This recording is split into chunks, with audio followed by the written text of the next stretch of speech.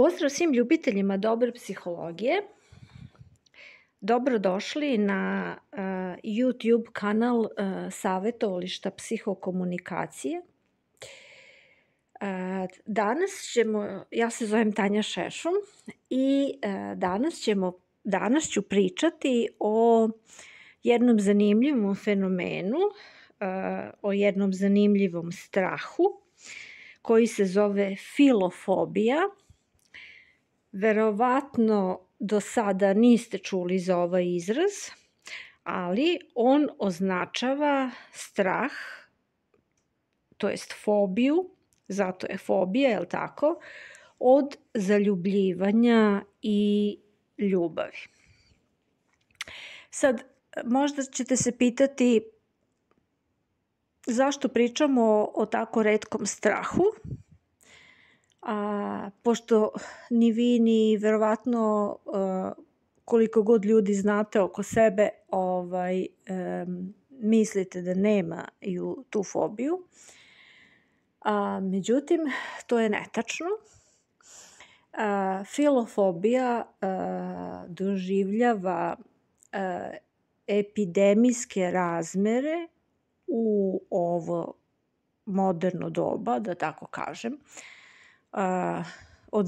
posebno od 2000. godine pa nadalje. I razlog zašto ga možda ne prepoznajemo, zato što ga i mnogi ljudi koji ga imaju ne prepoznaju, nego ga racionalizuju nekim manje ili više prihvatljivim ili opravdanim razlozima, socijalno opravdanim razlozima. A drugi razlog je što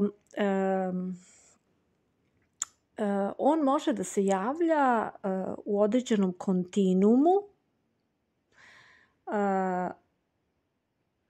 pa kada je u blažem obliku, teže je i pojedincu da ga sam prepozna, nego to više doživljava prepoznaje kao probleme u svom emotivnom životu. Možda ga prepoznaju samo oni koji su, kako da kažem, na krajnjem spektru tog kontinuuma, ovog fobičnog straha, jer onda oni prosto svesno izbegavaju emotivno vezivanje, čak i prilike za sastanke, pa čak i bliska prijateljstva koja bi mogla da prerastu u intimniju vezu. Tako da mislim da je tema je vrlo aktuelna. Ova vrsta fobijskog straha je takođe veoma aktuelan i zaslužuje da mu posvetimo određeni broj minuta u ovom videu na YouTube kanalu koji se, ako bacite malo pogled, ako ste prvi put na ovom kanalu, bacite pogled i na ostale naše sadržaje. Ukoliko vam se dopadnu, lajkujte, šerujte, subscribeujte. Mislimo da zaista može da se u tih nekih 200 videa koje sam do sada postavila, može da se nađe zanimljiva tema i zanimljiv sadržaj za svakog od nas.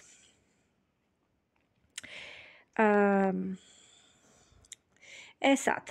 hajde malo da pričamo dublje o ovom intrigantnom psihološkom fenomenu i počet ćemo tako što ćemo probati malo više da ga opišemo. Znači, pojedinac koji ima ovu fobiju će ulaziti isključivo u površne odnose u kojima će možda zadovoljavati svoje seksualne potrebe, ako i to, a izbegavaće odnose u kojima će se razvijati bliskost i ljubav. Dakle, ljudi sa filofobijom imaju strah da vole i da budu voljeni, da razmenjuju emotivne sadržaje, nežnosti i intimnost sa partnerom, partnerkom, da pokazuje i da verbalizuje svoje osjećanja. Takođe, samo razmišljanje o zaljubljivanju može izazvati fizički i emocionalni stres koji može da dovede do intenzivne anksioznosti, napada panike ili fizičkih simptoma kao što su mučnina, drhtanje, preznojavanje, ubrzano lupanje srca, znači sve ono što inače prati fobijski strah. Ove poteškoće u izražavanju emocija, naročito romantičnih emocija kod osoba sa filofobijom, može da se izražava ili kroz nevoljnost ili kroz nesposobnost da se priznaju emocije, što naravno loše utiče na emotivne veze i opšte emocionalno dobrostanje osobe. I panični strah se može proširiti do tačke da pojedinac sabotira potencijalne veze tako što aktivira odbrambeni mehanizam, sabotira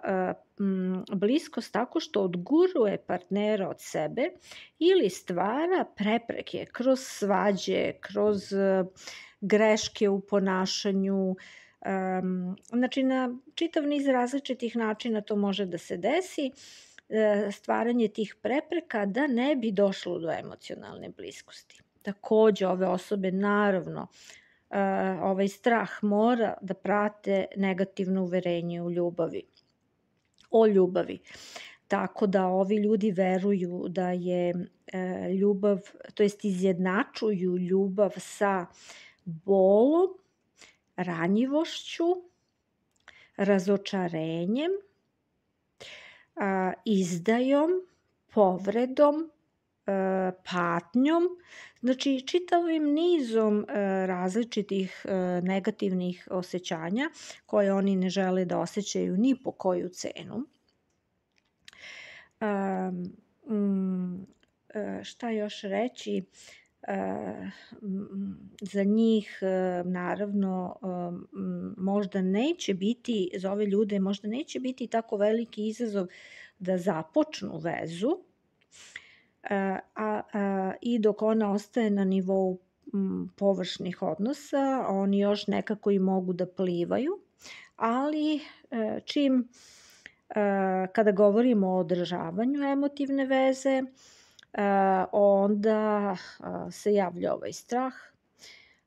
i posledica je da su ovi ljudi usamljeni, imaju doživljaj izolovanosti,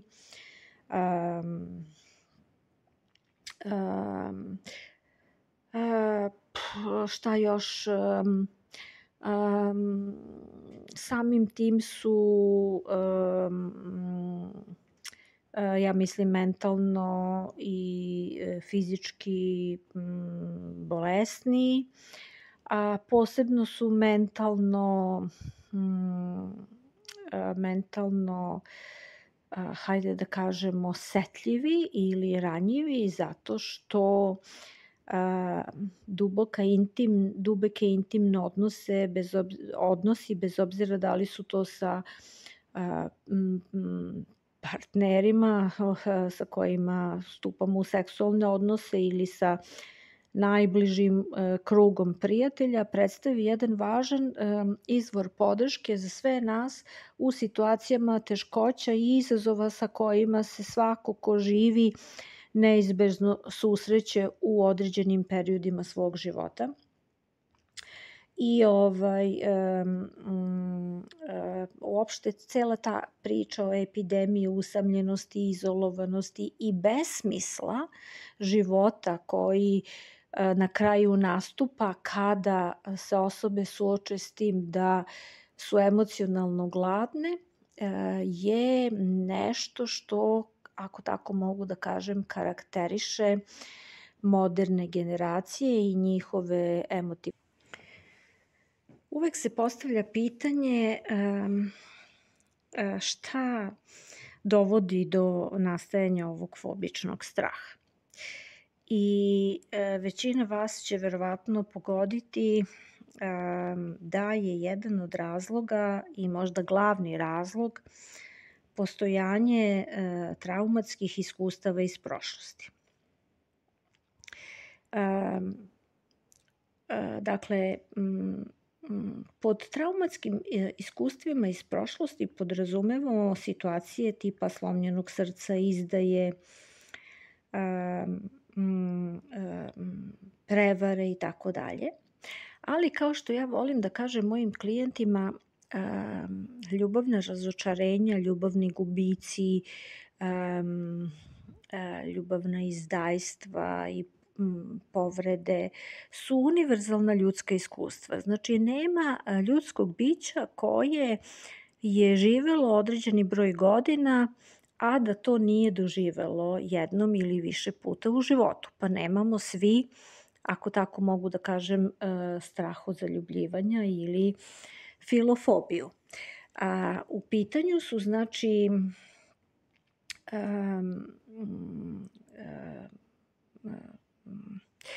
u pitanju su ljudi koji su generalno osetljiviji ili ranjiviji, pa kada dožive neko od ovakvih iskustava, onda to na njih ostavlja dublji i trajniji efekat nego na možda statistički prosek kada govorimo o ostalim ljudima, to je svim ljudima, a posebno ako se ta ljubavna razočarenja, gubici, povrede i izdajstva nadovežu na određene iskustva koje neki ljudi imaju u svojoj primarnoj porodici kroz odnose sa svojim roditeljima ili važnim osobama koje su im bili zamene za roditelje. Jer po nekim studijama koje su objavljene u časopisu Žurnal za traumu i fenomene disocijacije, ta studija je otkrila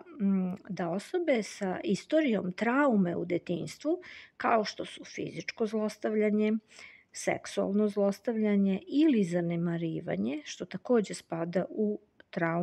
važnu traumu u detinjstvu, imaju veću verovatnoću da dožive i da razviju anksiozni stil vezanosti kasnije u životu, a samim tim da razviju i filofobiju, to jest fobiju od ljubavi i zaljubljivanja. Ljudi sa anksioznim stilom povezanosti, znači ljudi koji u detinjstvu na osnovu iskustava sa roditeljima razviju model ili obrazac anksioznog stila vezanosti,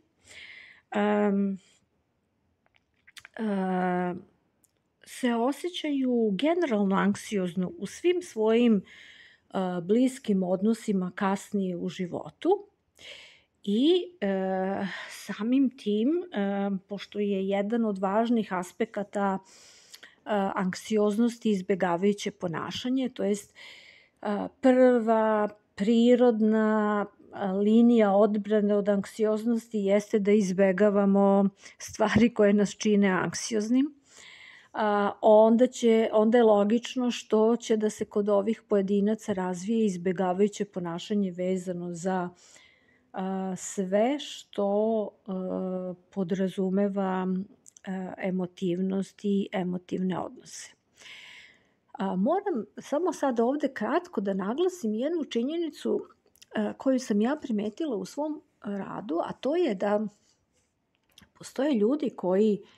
imaju brak, dugogodišnji brak i decu u njemu, ali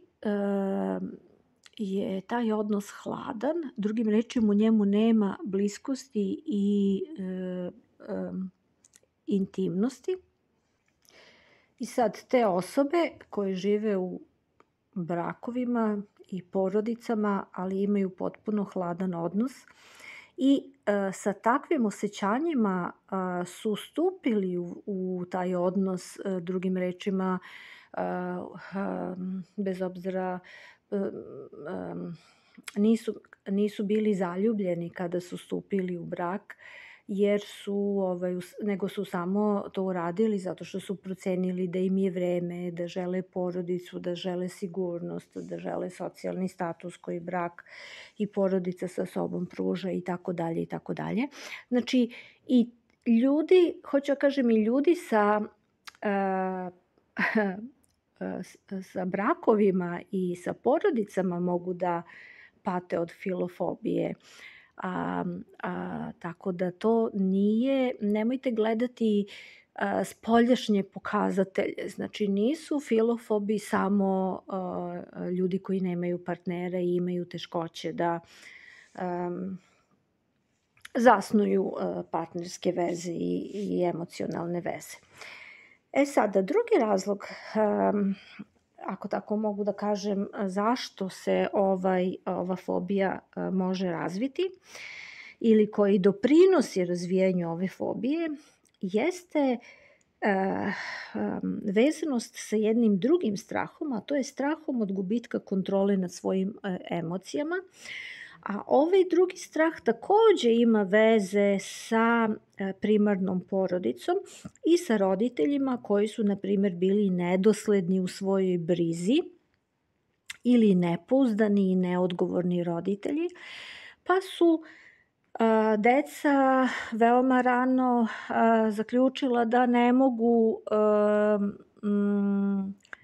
ni na koga da se oslone u životu, pa imaju bazično nepoverenje prema ljudima, ili su paralelno sa tim su zaključili, na primjer, da moraju da bi imali bilo kakav doživljaj sigurnosti i stabilnosti, da moraju da kontrolišu što više stvari u svom okruženju i u sebi, uključujući svoja osjećanja. I sada kada takvi ljudi trebaju da uđu u emotivni odnos, oni se plaše tih emocionalnih uspona i padova ili emocionalnog roller coastera, kako to istraživači ovih fobija znaju da kažu, što je neizbežna prateća pojava ili posledica emotivne bliskosti. Znači, u intimnim emotivnim odnosima mi imamo neprestano zadatak da održavamo svoj doživljaj ljubavi, emotivne bliskosti i intimnosti sa drugom stranom, bez obzira na pojavu čitavog niza različitih negativnih osjećanja koje nam se takođe javljaju u tim odnosima. I sada, kada se suoče sa tim emotivnim usponima i padovima, to kod njih povećava strah nad gubitkom kontrole nad svojim osjećanjima, pa čak i ove fizičke pokazatelje straha, kao što su ovi telesne senzacije koje sam već nabrojala, i taj strah od emocionalne ranjivosti, iščekivanje neočekivanih preokreta u ljubavnoj vezi dovode do toga da sami sebi ovi ljudi postavljaju prepreke u intimnom odnosu, sprečavajući na taj način razvoj osjećanja, drugim rečima pokušavajući da razumom kontrolišu svoje osjećanje ljubavi, što je nemoguće, jer kada smo bliski i zaljubljeni, onda suštinski osjećanja ili emocije preuzimaju primat i ona vladaju nama. Pa je posledica toga da ovi ljudi izbegavaju situacije u kojima mogu da izgube kontrolu nad svojim osjećanjima, a samim tim i razvijaju filofobiju.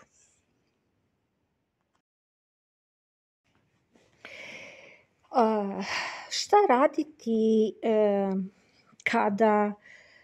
bolujemo od filofobije, to je straha od zaljubljivanja, bliskosti i intimnosti? Nema drugog izbora sem da se krene na psihoterapiju. Od vrsta psihoterapija koje se mogu preporučiti za ovu vrstu fobija, pre svega bismo želeli da istaknemo kognitivno-behavioralnu psihoterapiju, zato što je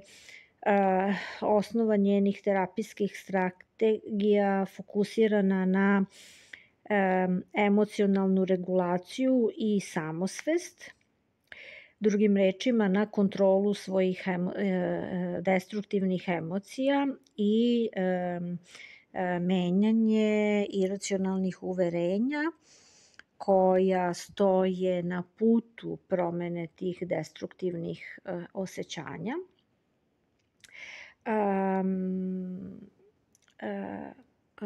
Pored kognitivno-behavioralne psihoterapije, mogla bi da dođe u obzir takođe i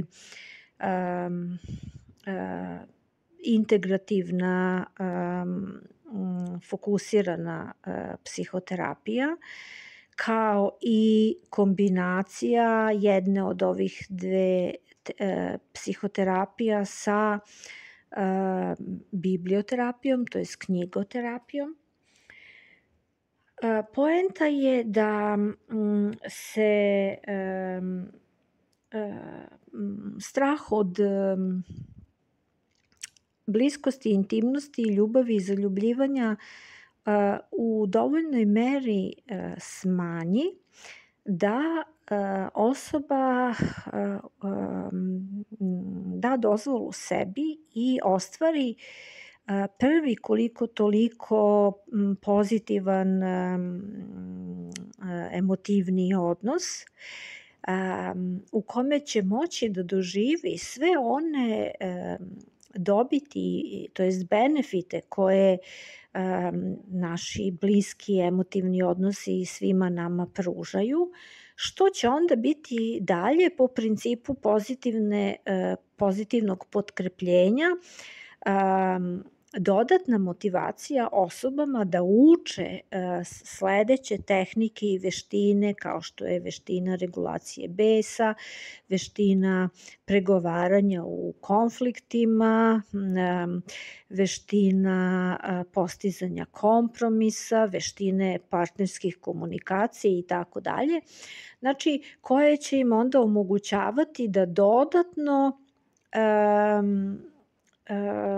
rade na podizanju svoje partnerske kompetentnosti, a samim tim i uspešnosti u ostvarivanju kvalitetnog partnerskog odnosa, što im opet po principu pozitivnog potkrepljenja pruža doživljaj samopouzdanja kada su oni u pitanju i svojih sposobnosti da budu uspešni u partnerskim odnosima i kada se u određenom trenutku spoje sva ona dobit koju dobijamo iz